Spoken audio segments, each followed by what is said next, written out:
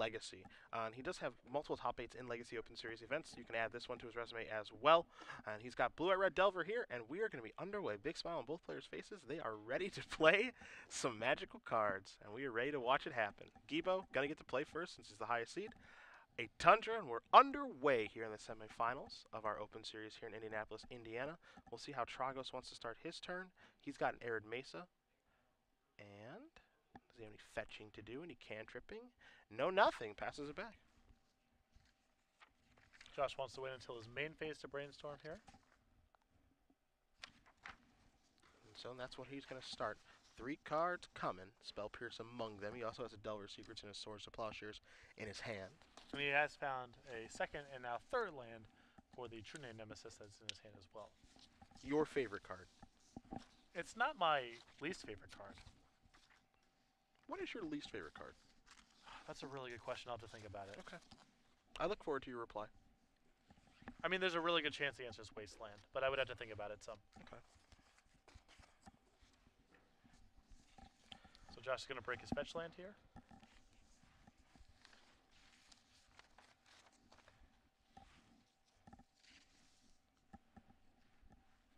Let's see if he's going to deploy a Delver's Secrets this turn. I imagine that he is. Now, of course, this matchup, it is unlikely that Delver's Secrets hangs around very long. We're both have access, to Swords, Plowshares, and Lightning Bolt.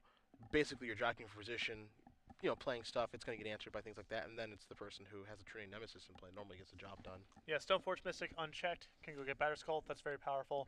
But the easiest path to victory is just landing True Name Nemesis and hoping the other player does not have one. And the deck lists here are very, very similar. You're going to find decks that have a lot of spells, some equipment, and 2 copies of, True Name Nemesis in the main deck.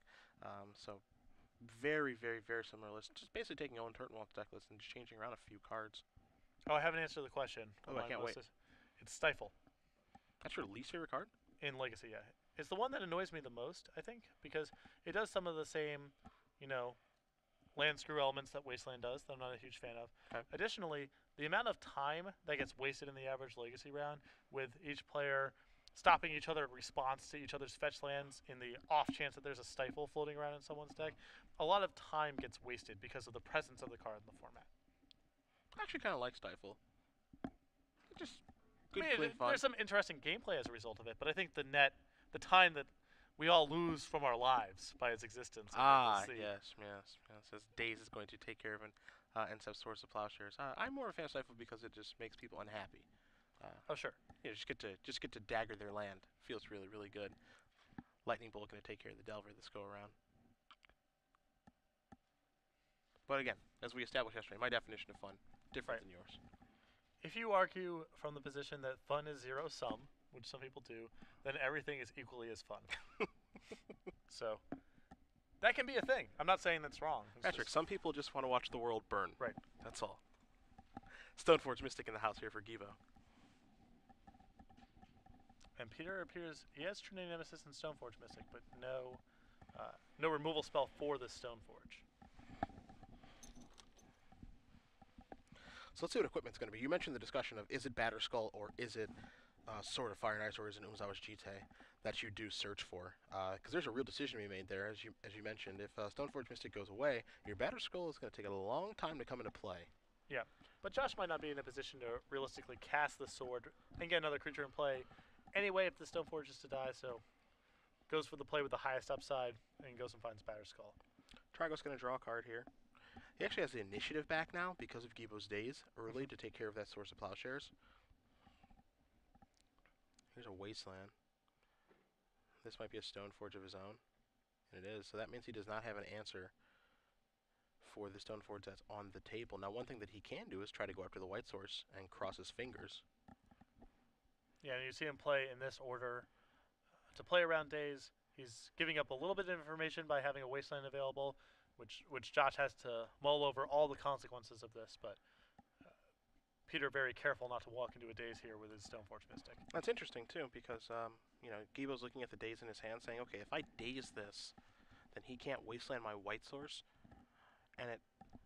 So, he's basically representing that he has a Daze, and it's like, okay, if I Daze, he pays the one with the Wasteland, but then I'm able to get Batterskull into play. But if I And some news from the other side of the bracket. And Nausea and Tendrils up a game.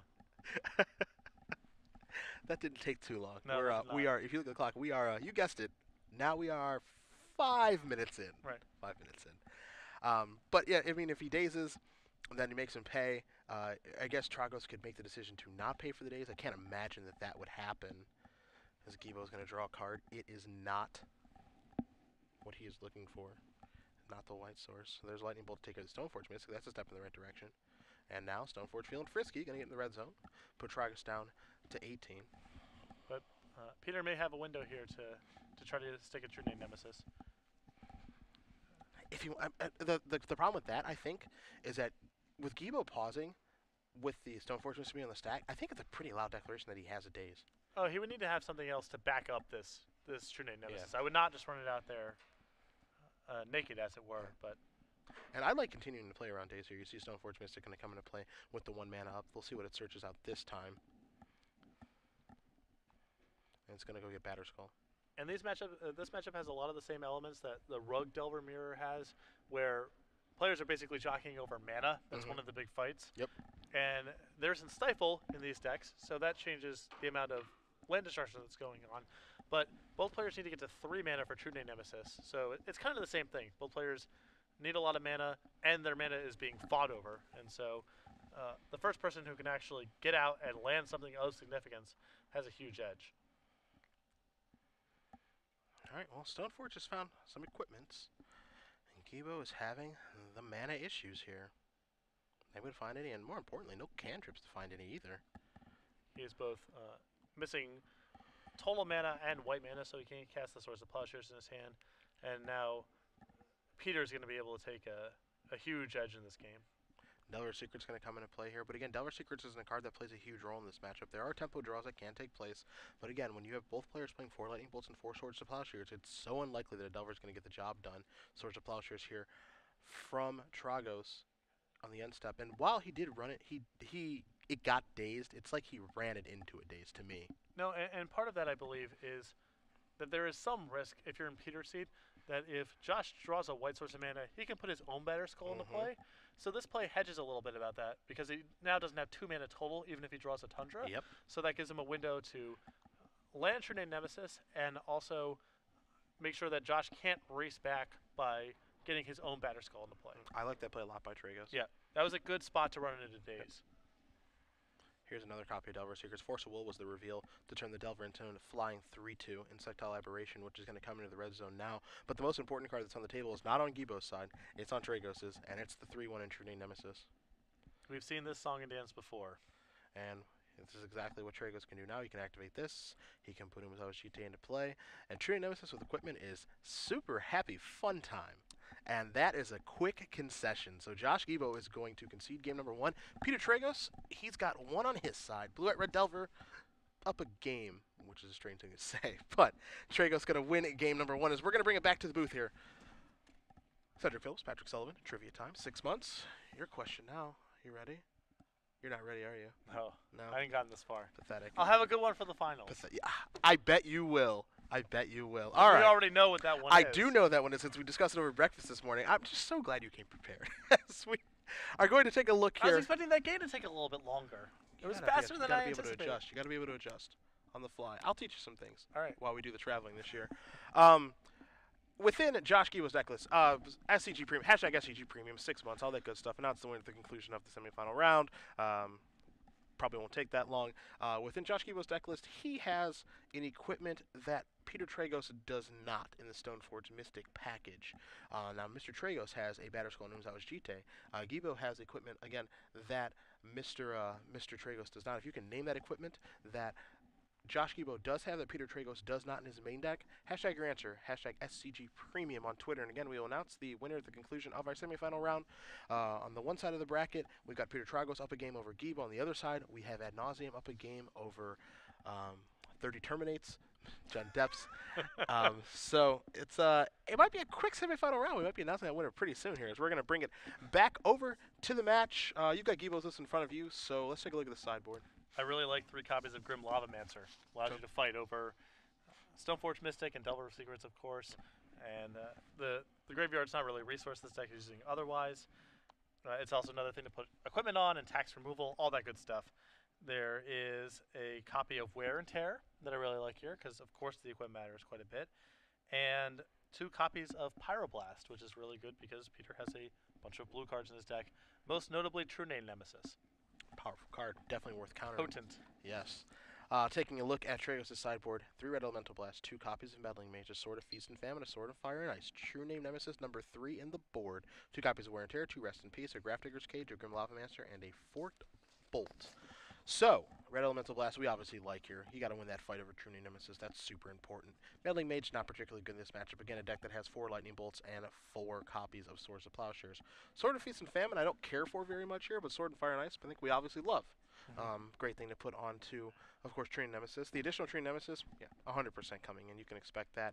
2 copies of Wear and Tear. We have a little bit of an equipment battle here. Yes. So I think it's worth bringing in that disenchant effect. Absolutely, and you know we've seen in the way that these games play out, there's a lot of stuff that's happening in the games that don't really matter all that much. Like you mentioned, the Delver of Secrets tempo draws are really hard to get going.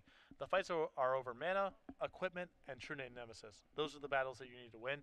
Anything that is productive in those fights, either by facilitating your own or breaking up your opponents, seem very powerful. Anything that's not about that seems pretty low impact. So I would expect to see some of the Delver of Secret type cards cut.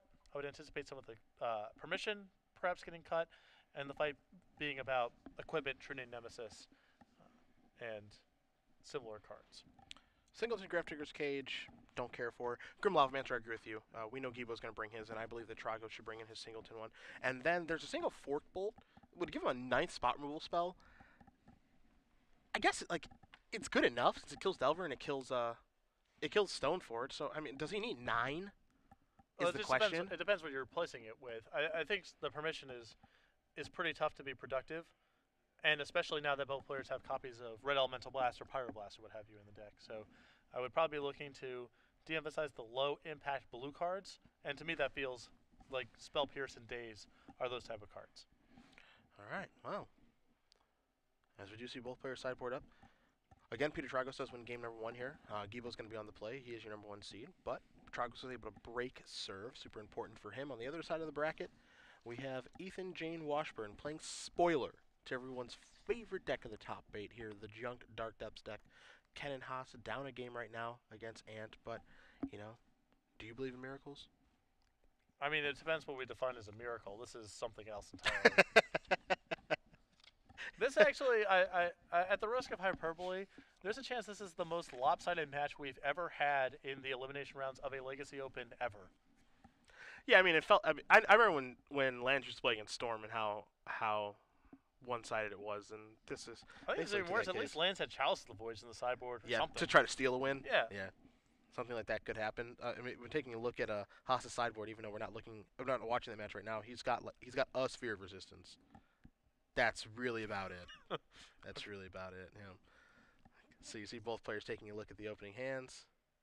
There's a Tundra. There's a Delver of Secrets. Now again, this isn't a card that I think you have to protect very much if you're Guibault, but it's a card that if you're Tragos, you just have to kill. Well, it depends. Not the expense of your development, I think. This feels a lot less like the Rug matchup, which is, sometimes the incremental damage matters a little bit. When someone gets an edge in this matchup because it's Stoneforge Mystic or True Name Nemesis, the edge they generate is so overwhelming that the incremental damage matters very little. Also, usually someone in the process of running someone else out of the gym is gaining a bunch of life through Umezawa's Jute or Batterskull. So, in general, I agree. You want to err on the side of just killing things as they come up. You don't want to be taking the points of damage if you don't have to. But I think this matchup has a slightly different texture than the Rug Delver matchup, where your life total is really at a premium. Well, Guibault is certainly ahead right now. Stoneforge Mystic going to resolve, get a Sword of Fire and Ice. Delver didn't flip, but it's going to be able to get into the red zone. So Tragos has certainly got some catching up to do, because all he has is a lone Arid Mace, and Guibault's hand looks pretty good. He's got a Bolt over there. He does have the equipment that he wants to get online pretty soon, and doesn't search for Batterskull this go around. He already had it in his hand. So if Stoneforge Mystic does die, he actually has an equipment, that he can deploy. Which is super, super important in this matchup, because there's not a great chance that Stoneforge Mystic is going to live.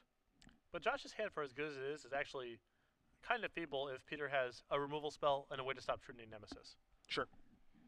That's really all that it does take. All right, there's a bolt. Get that thing out of here. We're going to see a Force Will or Daze. We're going to see a Force Will immediately removing Tree Nemesis. How do you feel about that? Uh, it's a gutsy play, but his hand's pretty bad if this Stoneforge Mystic dies. So Okay. I'm happy to give it a shot. I mean, that was immediate. Like Guibault had already made the decision that if he tries to kill my creature, I'm going to immediately Force of Will He this. can't cast the pole in his hand. The rest of his hand is 2 pieces of equipment. I don't really see how his hand's functional unless he draws a land the following turn and True Name Nemesis resolves, which is no guarantee either. So it's gutsy, but given the way his hand is set up, I like it. And it looks like this Stoneforge is going to get to untap. Yeah. Force of Will, gonna flip it over. So now it's like the Aberrations in the house, another Force Will in the grip there for Guibault. So Guibault is he's doing well. It looks like he might be missing white mana. Here's a Red Blast.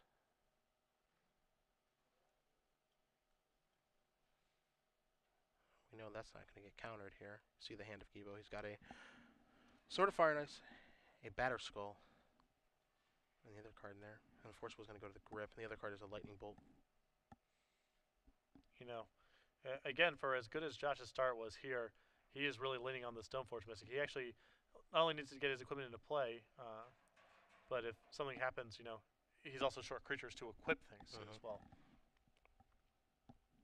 Wear and tear in the hand, so Tragos isn't too concerned about the equipment that's going to come in. The question is what equipment is going to come in here. It is Batter Skull, yeah, killing that immediately. Yep, so he's able to tag that. The power of the Shatter effect in this matchup. Force of Will, the draw, so back-to-back Force of Will, so Guibault can protect himself. Stoneforge Mystic, gonna sit there again, saying, hey, I want to put something into play. Tragos is going to be really interested in probably pulling the trigger on Wasteland now. Yeah, I mean, he's, right now Josh is playing a game plan where he kind of just has to hope that Peter's hand is missing stuff, whether it's removal or whatever, because he's playing very aggressively with his Force of Wills. Not to say that he's making a mistake, because his hand only allows him to do that. But Agreed. I think that if Peter has another removal spell here for the Stoneforge, you're going to see another use of Force of Will. He's going to hope that he can put the sword onto the Stoneforge Mystic, and that's good enough. So let's see how we want to resolve a brainstorm here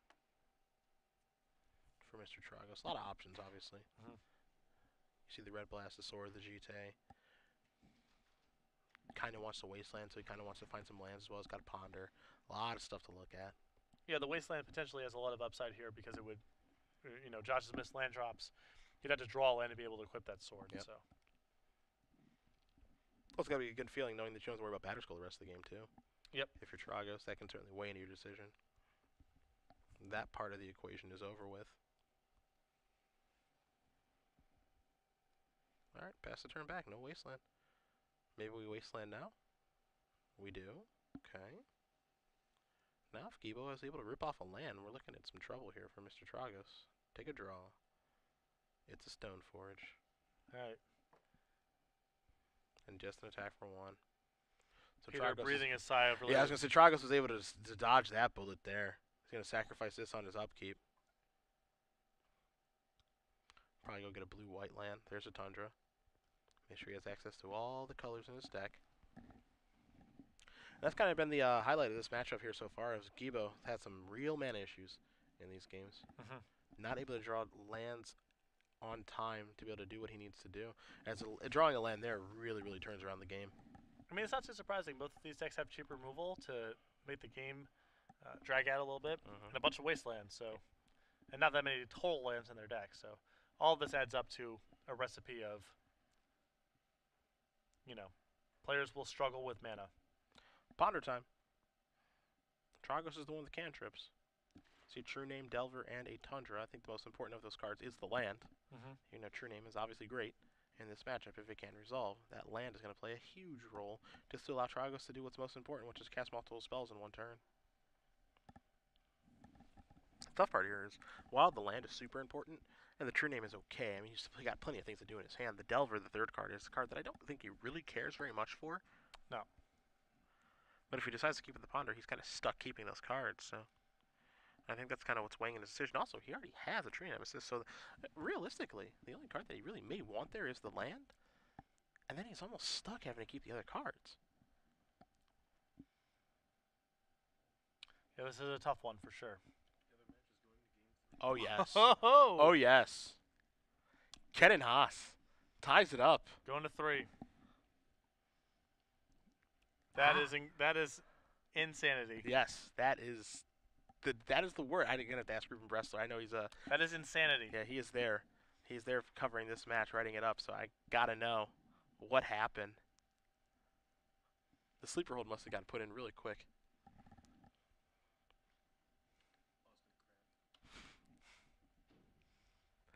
There is a Scalding Tarn. And Peter's hand is really set up well to fight over anything that Josh draws, but he's not really that well equipped to beat the board. Oh, Josh finally drew a land. There's a Scalding Tarn of his own. So sacrifice that. Gonna go get a Volcanic Island. And we might see a little equips. The big question here is like, would he be afraid to equip his guy? But I don't think he has a choice. Well, he has Force of Will backup, and again, That's true. His hand allows him to do nothing else. Yeah. We are forced down this road right now. Force of Will backup being the big thing. Makes the decision all the easier. Time for an equip. Good to go. Take a hit. And all of a sudden, in a game that was looking really favorable for Tragos, this game is looking ugly now for him. Because even if he plays a Trini Nemesis, protection from blue, good spot to be in. And Guibault does draw a land off of the sword trigger, so he is right back into this game. As you do see the Dark Steel, rare, arguably the best card in that limited format. Really high on the list. Yeah. I lost many a game to that card in Mirror to Mirror and Dark Steel Limited. I suspect Skull Clamp was better, but it is close. It was really close. Yeah. It was super, super close. High praise for something to be in the same league as Skull Clamp, certainly. I remember a game playing in a Grand Prix. My opponent played a turn 3 sword, and never drew a creature. Yes. Yeah, running good. He was not too pleased after the game ended, but that's understandable. As True Name Nemesis is going to be placed onto the stack here by Tragos. And unclear if Josh actually even wants to use a Force of Will here. Yeah, I don't think he has much of a reason to. Why does he care? Right. What are you doing, True Name Nemesis? As good as you are, you don't matter. Attack here for 3, 4, 5 with the trigger. Tragos on the old 2-turn clock right now. Guibault gets to draw a card, and you can really see just how good Sword of Fire and Ice is in this matchup. It is really, really good here. Yeah, I mean, protection from blue means that it's not just True Name Nemesis playing Moat. Yeah. It is such a big deal. I mean, Batterskull is certainly good in this matchup, but, you have to figure out which equipment that you want. Do you want Sword? Do you want Cheetah? Do you want Batterskull? Again, there are situations where Batterskull is good, but you can't realistically expect Stoneforge to live to be able to put Batterskull into play. As a result, you need equipment that you can actually hardcast in a timely manner. Yeah, swords are castable. Batterskull realistically is not. Batterskull gets trumped by True Name Nemesis. Sword of Fire and Ice is not. So, as obvious and overwhelming as Batterskull can be at times, there's actually some subtle reasons why Sword is actually the better equipment in this matchup. True Name. Red zone time? Can't block. Might be worth it just to get in there. In a situation where it's not really doing much else.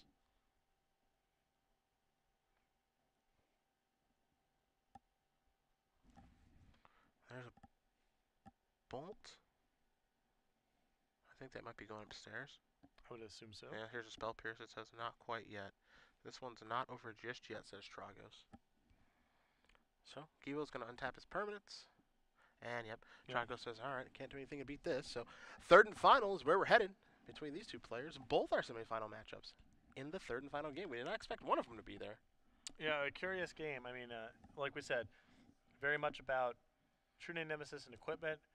Peter's hand is very well equipped to handle True Name Nemesis, multiple Red Elemental Blasts, and other counter spells.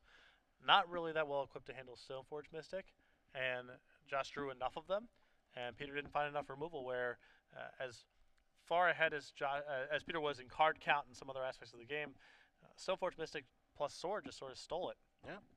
But I feel like that's how this goes a lot here. It can either be sorted, it can either be GT, but I feel like in the blue-red mirror nowadays, because of true name and everything that happens here, how they have so much spot removal, it really honestly feels as though it's not really a batter skull war anymore. No. Where a lot of the time it was just like, okay, get batter skull and play. I gotta have swords for this or the stone forge, or it's over. Or I can't win. It's really annoying. Because Stoneforge, just realistically, again, it's just not going to live that off when you've got 4 bolts, you've got 4 swords. After sideboard, some of them are lava mancers. It looks like are becoming the industry standard. Tragos has a forked bolt too. I mean, we're talking a ton of spot removal against a 2 toughness creature. That thing is dying. Right. But the game's going to go on for a long time unless someone basically gets wastelanded out of the game. Yes. And so things like swords are actually castable if these games go on for a long time. Although that game, oddly enough, the Stoneforge Mystic actually just kind of survived. So we'll see how the other match is going. As we do when we do find out the result, we'll let you know. Certainly surprised that Ken and Haas was able to tie it up against Ethan Jane Washburn, Ad Nauseam Tendrils versus Jund Depths. Again, when we do have the result, we'll let you guys know there. But the match that is in front of us: Peter Tragos, Josh Guibault, Delver Mir. Again, this looks like the Delver deck that people care to play now. No more Rug at this point. We're still stuck with the 3/2 flyer, but no more Rug. No more Tarmogoyf or Nibble Mongoose to really worry about anymore. Well, we did have one in the top 8. Yeah.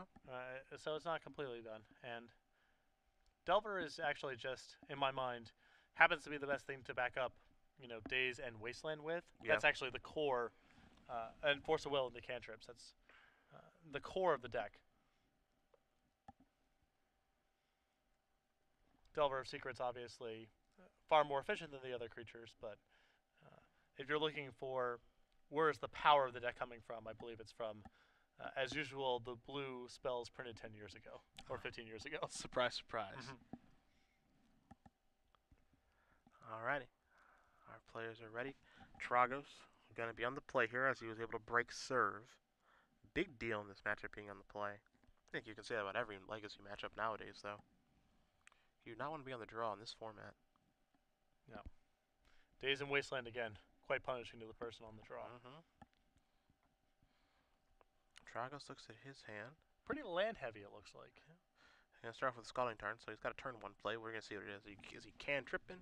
Is he delvering? Does he have his 1 Grim Lava Mancer? We're going to find all that out in just a moment. There's a Volk. Volcanic Island over the last year has kind of become the premier dual land of Legacy, supplanting previous blue duels between Rug Delver, Blue-White Red Delver, Sneak and Show. I would say it's the most prevalent one at your average Legacy event. Yeah, I'm inclined to agree with you. And it's a Grim Lava Mancer, okay. So again, that's a card that takes care of Delver and Stoneforge Mystic. So getting that established right now means that Guibault needs to use 1 to remove spells. He's going to go with Wasteland to take care of this. So maybe a little Mana Screw tactic. Hoping that perhaps his hand is non-functional. Yeah. Well, Flutterstrand says that it's got at least 1 land. Doesn't look like a cantrip, though. So Guibault will take a draw. Wasteland number 2. And Guibault he's the one with a lot of lands now. He's going to bolt, too. Now, the question here is, does he want to use the bolt on the Lava Mancer? He's probably going to have to at some point, so. Yeah, I think he's loath to get this Daze, potentially, so. And there's a bolt. And Peter with a Daze in hand, so. I think he's happy enough dazing this. I mean, this might be, might reduce his cover against True Name Nemesis. You might expose him to a Wasteland he doesn't really want to slog through right now, but this feels like a pretty good spot to Daze. So we'll see if Tragos is going to pull the trigger on it or not. Feels like he's going to if he's searching right now, so would be a surprise if he did not.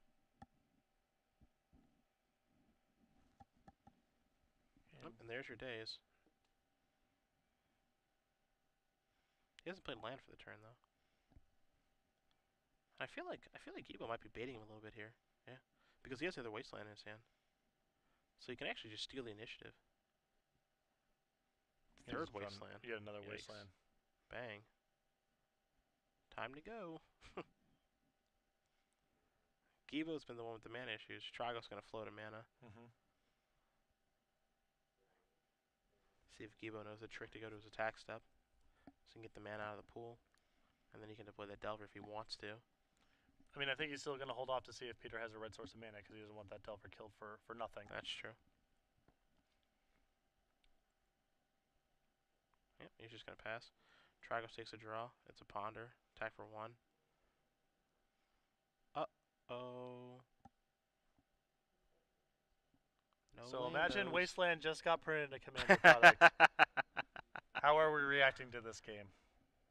Maybe a little bit of frustration. Yeah, just a smidge. Blah, Legacy's ruined, blah! Yeah. Ponder here for Guibault to start the turn. Brainstorm, Bolt, and a Lavamancer of his own. 3 really good Magic cards. 3 juicy ones. Yeah. Hard to want to shuffle those back, at least for me.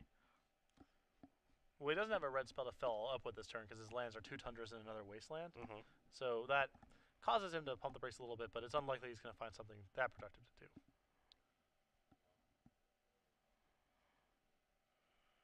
And our follow-up is a Delver. So he feels like, okay, I've got this window to play the Delver, and if he does draw a land to kill my Delver, well, I've got a Wasteland to kill the land again. So. And it has to be volcanic Yeah. for it to be really bad. Yep. Tundra, it doesn't matter much. Yeah, you know, fetch land, obviously you can search volcanic, all that good stuff. But it also, the other thing they would do too is if he kills another volcanic, that means that 3 volcanics are gone. So there's a Bolt. Knew that was flipping. And now it is Josh Guibault who is in the driver's seat of this game. The Wasteland on the draw and try to manage the opponent plan has worked here. Not the first time we've seen this in Delver Mirrors. No, not at all. And it is rather effective this go around. And now Josh can kind of outpace the Lavamancer, even if there's a red source of mana on top of Peter's deck. Yeah.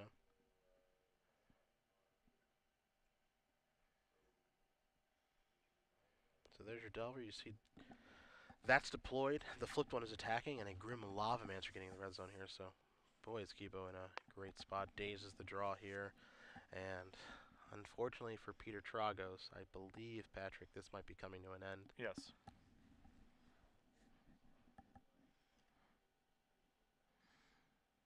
We might see a reluctant discard here from Peter. Certainly can't get in the red zone productively. Yep, and he's going to discard Wear and Tear and pass the turn back. You know, again, I feel like he kept a pretty good hand. Just Nothing wrong about this hand. yeah, didn't come together. Delver flips. Tragos picks it up. He's going to extend the hand. Peter Tragos is defeated by Josh Guibault. Blue-White Red Delver is moving on to the finals. You see Tragos is going to lay out his hand and say, hey, this is what I had. This is what I kept. And it just did not come together. So Josh Guibault, a player who does have a Legacy Open win, is moving on to the finals here.